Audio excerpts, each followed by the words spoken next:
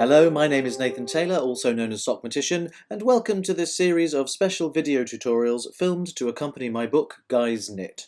This video relates to the photo tutorial on page 48 and is all about how to create the purl stitch. For purling then, we start with the yarn hanging down the front of the work. When you make a knit stitch, you'll probably have noticed that the yarn is hanging at the back of the work. When we're purling, it's going to be at the front because the purl is the reverse of a knit stitch. Everything is switched around the other way. So we start with the yarn at the front of the work.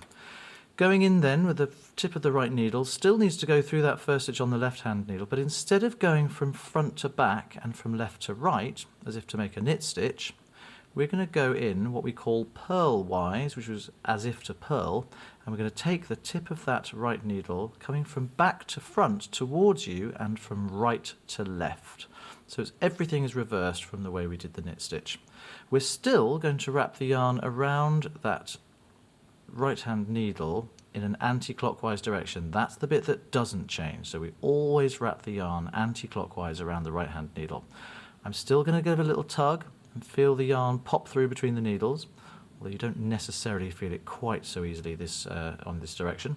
And then using my thumb this time to push the needle tip backwards, out the way it came in, away from me and under the left hand needle, and then I can just slide that old stitch off the left hand needle and we're good to go again. So here we are, the yarn is still hanging out in front of the work rather than behind, which it would be for the knit stitch. The tip of the right hand needle is going to come in from back to front and from right to left, coming in towards you and ending up in front of the left hand needle.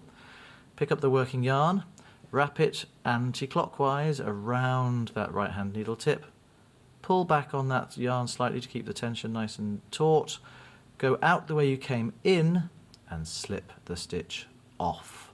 One more time then, in from back to front and from right to left, wrap anti-clockwise, draw the loop back out the way it came in and slip off. That's purling.